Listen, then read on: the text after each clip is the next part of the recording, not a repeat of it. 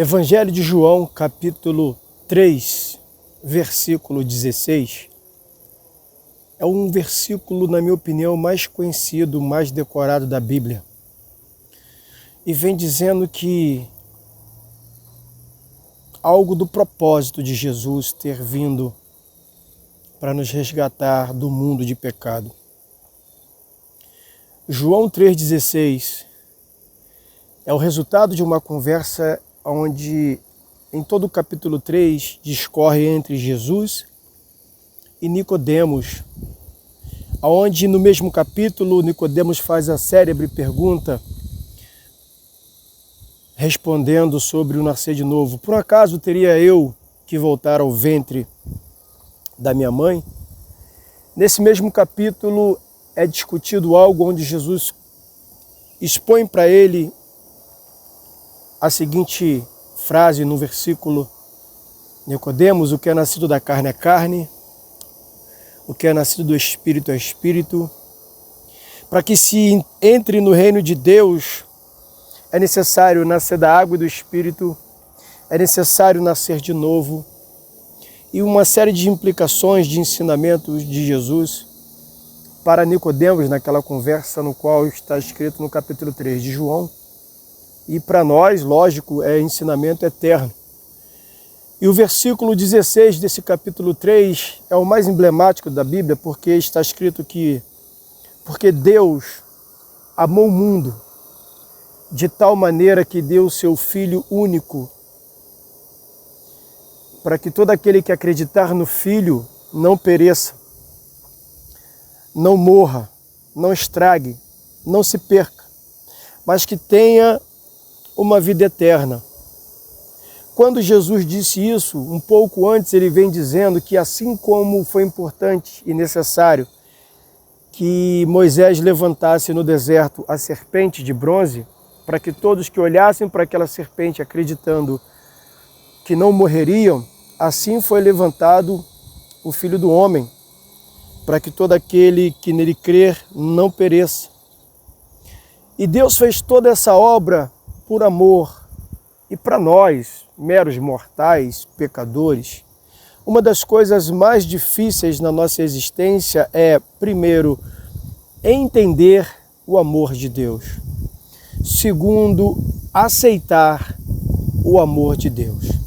E terceiro, não menos importante, receber quem Deus ama. É louco, né? Por que eu comecei o vídeo dessa forma e tratando desse assunto? Na manhã de ontem, perdemos um grande amigo, um grande homem, um dos meus melhores amigos, o Joélio Santos, J. Santos, cantor, adorador, cuidador de animais, grande homem. Mas que poucas pessoas sabiam, e a gente, por ser muito íntimo, a gente conversava muito sobre isso. E eu estou saindo aqui dessa gravação do monte e estou indo para o velório dele. A gente conversava sobre a dor dele. Inclusive, ele morreu na segunda. A gente conversou no sábado, se eu não me engano, a última vez. E ele dizendo que ia desistir, porque não aguentava mais. E o Joélio, ele era homossexual. E lutava muito contra o desejo homoafetivo. Ele cantava nas igrejas, ele produzia grandes encontros cristãos, ele produzia cultos bons, assim, onde os irmãos se confraternizavam. Ele era extremamente amoroso e cuidadoso com os animais de rua, resgatava animais em rua, ele não podia estar andando na rua que ele visse um gato, um cachorro, ele resgatava, chamava quem era para cuidar e resolvia o problema, conseguia castrar, conseguia cirurgia, o animal não tinha onde ficar, ele levava para a casa dele, morava numa chácara, num sítio cheio de animais. Mas dentro dele, ele confessou comigo, a gente conversava e eu pude sentir a dor dele. Ele falou comigo: Pastor Fábio, por que é que eu sinto essas coisas e essas coisas me incomodam tanto? Eu tenho pedido tanto para Deus para me tirar tudo isso. Deus me tirou o vício do cigarro. Deus me tirou o vício da maconha. Deus me tirou o vício da bebida. Deus me tirou o vício da cocaína, mas não tirou de mim o que eu mais jejuo e oro para tirar, que é o desejo por alguém do mesmo sexo. E na nossa conversa, o que ficou muito bem entendido era o grito de socorro. Porque em algumas vezes ele dizia para mim que ele era um personagem no meio cristão. Por que um personagem? Porque ele não era ele de verdade. Ele tinha que esconder essa mágoa, essa dor, esse vazio. Ele tinha que esconder essa tristeza, essa luta que ele travava todas as vezes em que ele colocava a cabeça no seu travesseiro, talvez vindo de um bom culto, de um grandioso evento onde Deus manifestou a sua presença. Mas ele, no seu íntimo, era muito triste por conta desses desejos. E no ano passado nós tivemos muitos embates na internet onde se discutia, e ainda vem se discutindo, a igreja ser inclusiva ou exclusiva. Se a igreja ela deve ser inclusiva no sentido de aceitar normalmente o homossexual, o casal homossexual, o homoafetivo, lésbica, aonde a discussão era se poderia se receber um dízimo, uma oferta de um traficante, se ele estaria lavando dinheiro na igreja ou de alguma forma se o pastor poderia ou não receber o dinheiro. Aonde uma série de discussões sem fundamento algum eram feitas, porém o amor de Deus em João 3,16 não era o centro da discussão. Porque Deus amou o Joélio de uma maneira absoluta e absurda, que deu Jesus para morrer pelo pecado do Joélio. E quando o Joélio começou a ouvir as minhas pregações, e ele falava muito isso comigo, que eu comecei, através da luz que Deus me dava, a tirar ele da escuridão, a tirar ele do personagem. E ele começou a entender quem ele era, que independentemente dele ter o desejo, ele era alguém que Deus amava, ele que tinha um propósito na vida dele. Mas quando ele voltava para a sua realidade, onde ele tinha que esconder a sua identidade, ele voltava a ser o personagem que sorria, que agradava, que ajudava, mas que estava sofrendo. E ele tinha diabetes. Ele era diabético e por poucas horas sem se alimentar, ele já tinha lá os seus problemas. A minha prima, que foi cuidar dele nesses últimos finais de semana, me ligando, dizendo que estava na casa dele, ajudando ele a arrumar as coisas, foi quando ele me ligou a última vez. Ontem, ela que achou o corpo dele, ela me dizia que encontrou muitas pitulinhas, muitas embalagenzinhas de cachaça, embalagem de refrigerante. Cachaça tem açúcar, refrigerante tem açúcar. E ele provavelmente se embebedou com essa mistura e não tomou remédio para diabetes e deve ter dado alguma parada cardíaca. E ele fez isso sabendo que a vida dele seria uma passagem em poucos tempo, e foi o que aconteceu. Ele se suicidou, irmãos? Acho que não, mas ele entregou a vida dele porque ele não aguentava mais a dor. E a pergunta que fica é: quando é que a igreja vai ser amor de Deus e menos rótulo? Quando é que vamos aceitar o homossexual na igreja e tratá-lo como uma pessoa comum? Eu não estou falando de pecado, porque o pecado que o homossexual pratica, o hétero pratica. O desejo que o homossexual tem por outro homem, que a lésbica tem por outra mulher, o hétero tem pela mulher do próximo, e está nos 10 mandamentos para não cobiçar a mulher e nem as coisas do próximo. Se Deus amou o mundo e deu Jesus para morrer pelos nossos pecados, por que é que uma pessoa com pecado, seja lá qual for, não pode conviver livremente no nosso meio, ser aceita, ser inclusa nos afazeres, e tendo ali no dia a dia, com a pregação do evangelho, com o ensino da palavra, que o que liberta é a palavra, por que é que ela não pode ser curada? E ele falava isso comigo, que a mensagem que Deus tinha me dado estava curando ele, tirando ele da escuridão, e que ele queria muito ser a minha ovelha, ser cuidado por mim, e por conta das razões do meu histórico, das minhas condições, hoje eu não tenho igreja, hoje eu não sou pastor de uma igreja. E nas igrejas que a gente congrega, que a gente frequenta, não aceitaria o Joélio saindo da escuridão, como muita gente que está me assistindo nessa hora, como o senhor, a senhora que tem um filho, uma filha homossexual em casa, e que vive nessa escuridão, um filho, uma filha que não consegue largar a bebida, não consegue largar a droga. Ainda ontem eu recebi uma ligação de um amigo, o João Mauro, que mora em Minas Gerais, pedindo pelo amor de Deus para arrumar uma clínica, que ele precisa voltar para a clínica porque ele tem recaídas com crack. E ele tem 56 anos de idade, não aguenta mais a vida de crack. A mãe dele com 90 anos chorando, falando comigo ao telefone. E eu já com essa notícia da morte do meu amigo. E tendo que ajudar mais essa pessoa. Porque quando ele chega na igreja, ele reclamou comigo: pastor, eu chego na igreja, as pessoas olham para aquele cara que usa crack. Ninguém quer me abraçar, ninguém quer ser meu amigo, ninguém quer estar junto de mim. Irmãos, eu sei o que é isso. Eu venho de um segundo, terceiro casamento, e está assim de gente que não me dá oportunidade, porque eu já fui casado e fui divorciado. Está assim de gente que não me dá oportunidade porque eu falo gíria.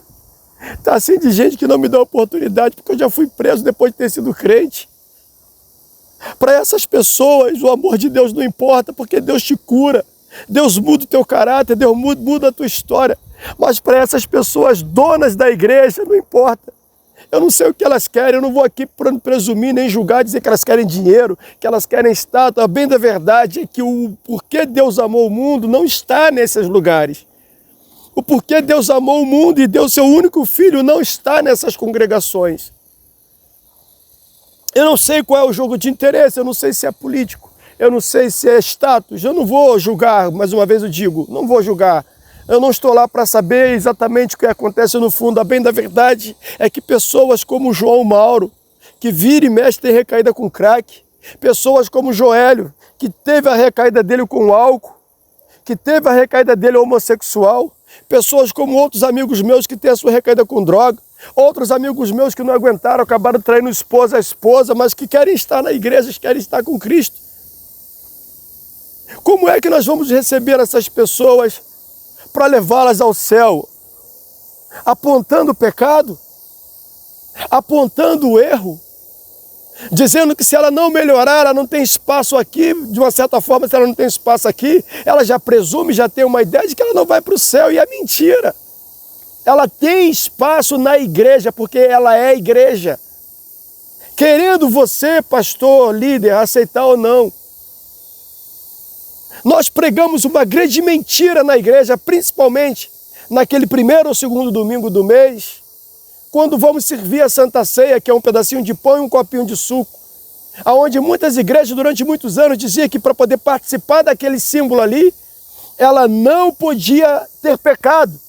Ela tinha que se examinar a si mesmo, e se ela tiver algum pecado, ela precisa estar pura para poder tomar ceia. E é mentira, a Bíblia não diz isso. É só você ler e estudar. Porque em 2 Coríntios diz que aquele sangue é para purificar pecado. Se eu não tenho que ter pecado para tomar algo que me purifica o pecado, Como eu vou ingerir alguma coisa que purifica o pecado se eu não posso estar em pecado? E quando Paulo diz lá em Coríntios, capítulo 11, examine-se o homem a si mesmo, ele estava dizendo uma outra coisa, não é contra pecado do dia a dia, porque sobre pecado do dia a dia, quem falou foi Jesus. Quando você for entregar suas ofertas e te lembrares que existe alguém que tem um problema contigo, uma desavença, deixa a sua oferta aqui na beira do altar, vai lá e resolve o seu problema, e aí você volta e oferte. Se você lembrar que tem um problema com o seu esposo, com a sua sogra, com o teu sogro, com o teu vizinho, com o teu patrão, com o teu funcionário, com o teu pastor, com o teu irmão de ministério, não importa. Se você se lembrar que existe alguém que tem alguma coisa contra você, você vai, deixa a tua oferta aqui e vai lá. Não, mas as pessoas dão oferta porque elas acham que elas dando oferta estão agradando a Deus, quando na verdade não estão agradando a Deus porque não estão fazendo o que a palavra diz. Examinar o homem a si mesmo, por exemplo, como Paulo disse, é porque os judeus que estavam em Corinto, eles não se alimentavam no momento da Páscoa nas suas casas, e eles tinham dinheiro para isso. É só você estudar um pouquinho sobre a Páscoa, você vai entender sobre isso. Quando você começa a estudar um pouquinho sobre a Páscoa, você vai entender que a Páscoa, o judeu, ele comemorava uma vez por ano, era a saída do Egito. Então ele precisava reunir as famílias, como foi feito lá com Moisés no deserto, ele precisava colocar uma determinada roupa, um cajado na mão, tinha toda uma simbologia. Por isso é que Paulo diz, se fosse para você se embriagar, se fosse para você comer até se fartar, você não teria feito na sua casa? Por que é que não esperou os pequenininhos? Porque a ceia naquele período, ela era preparada, armada, para que os pobres que não tinham condição de matar a sua ovelha, o seu novilho, para participar daquele ato, elas pudessem chegar e todos juntos participar da mesa. E aí Jesus fez isso lá em Mateus. E aí começamos a chamar de Santa Ceia e um ato dizendo que isso liga, que desliga, e as pessoas não sabem da verdade sobre isso. Todas as vezes que se reunirem em meu nome, Jesus fala uma coisa, as pessoas fazem outra, e João 3,16 não é vivido na igreja. João 3,16 era para tirar do versículo da Bíblia de muitos crentes que não amam. E eu me incluo nisso, porque o meu medo, o julgamento que tem sobre mim, o que me gera desconfiança e isso me refreia, faz com que eu não avançasse para buscar os que estão como eu, como Joélio, como João Mauro, como Ciro, como uma mãe que me ligou ontem querendo trazer o seu filho, usuário de droga, para uma clínica. Ontem foi um dia cheio de pessoas pedindo ajuda. E eu impotente, sem poder fazer muita coisa. O máximo que eu consegui fazer para um, para outro, foi direcioná-los às pessoas competentes a resolver o problema. Eu fiz o correto? Não sei, eu acho que eu poderia fazer mais, eu acho que eu posso fazer mais, eu acho que você pode fazer mais, acho que se nós dois nos unirmos, nós podemos juntos fazer mais, acho que nós podemos nos organizar como igreja de Jesus e viver João 3,16 aqui na terra. Se Deus amou o mundo e deu Jesus, Jesus morreu pelos meus pecados, ele disse que quem está nele em Cristo é a nova criatura. Jesus morreu para que eu pudesse viver no lugar dele. Então, se eu vivo no lugar dele, eu preciso amar o mundo como Deus amou o mundo e deu Jesus. E eu me oferecer como Jesus foi oferecido ao mundo, em favor de muitos, de todos. Não importa se a pessoa vai me xingar, não importa se ela vai falar de mim, não importa se ela vai reclamar de mim, não importa. O que importa é que eu preciso praticar esse ato de amor genuíno, de amor incondicional. João 3,16, ele traz uma verdade, que quando a pessoa acredita que Jesus morreu pelo pecado dela e ela quer ser liberta, como é que a gente trata enquanto ela não é liberta? Ou você acha que se a pessoa ficar tantos anos purinha na igreja, ela está liberta ou livre de alguma situação? Eu tive recaída com drogas, eu estava 13 anos, sem usar nada, sem beber uma gota, sem dar um trago. 13 anos depois eu tive recaída com drogas. Eu conheço pessoas que com 25 anos pura tiveram recaída com bebida. Eu conheço pessoas que 40 anos de casamento ela conseguiu trair o matrimônio. Eu conheço pessoas que, assim como João Mauro, assim como Joélio, assim como você, estão nesse momento agradecendo por eu estar falando isso aqui, mas que precisam de ajuda. Então eu preciso sair desse discurso de só falar do assunto e fazer alguma coisa. E eu vou fazer alguma coisa. Porque eu não posso mais ficar vendo tudo isso acontecer, Deus me dando a direção, e eu deixar um medo em mim me travar. Porque a Bíblia diz que o verdadeiro amor lança fora. O amor de verdade não permite que o medo permaneça em nós. E eu estou me desfazendo desse medo. Para poder fazer o que eu fui chamado a fazer. Vai dar certo? Deus sabe. Você aceita? Deus sabe. As pessoas virão? Deus sabe. A bem da verdade é que eu não posso ir para o túmulo sem essa verdade. Eu não posso passar essa geração sem fazer o no qual eu fui chamado para fazer.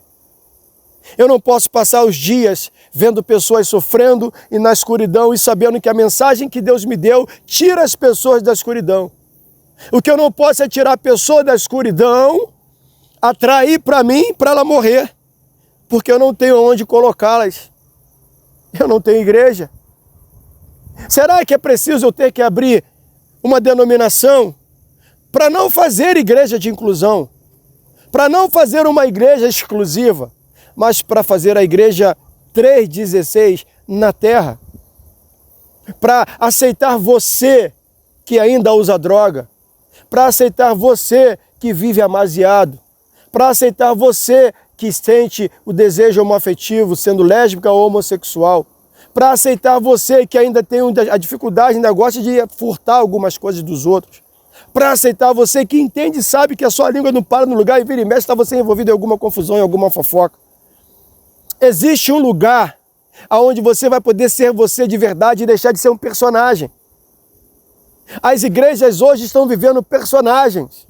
As pessoas precisam se fantasiar de crente, precisam colocar uma roupa de domingo, precisam colocar um perfume de domingo, precisam ter uma linguagem de crente, precisam ter uma Bíblia bonita embaixo do braço, precisam ter um carro, precisam ter um negócio muito bem sucedido, precisam ganhar dinheiro, precisam uma série de coisas para compor o personagem.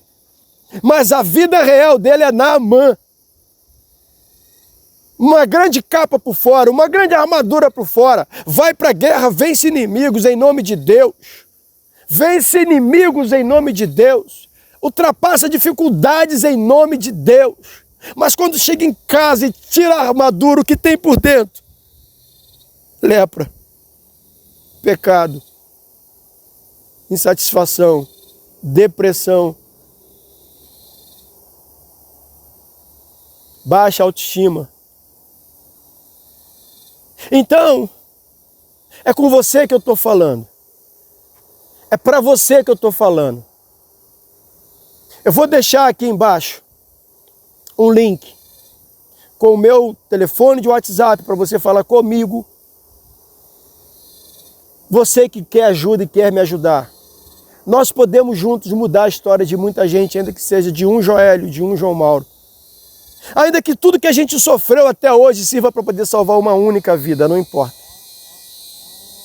Eu vou precisar muito das suas orações. Irmã de oração, varão de oração. Você que gosta de estar num lugar como esse, no monte, pegue esse vídeo, pegue a minha foto, o meu nome, Fábio Santos, a minha família, e vamos juntos.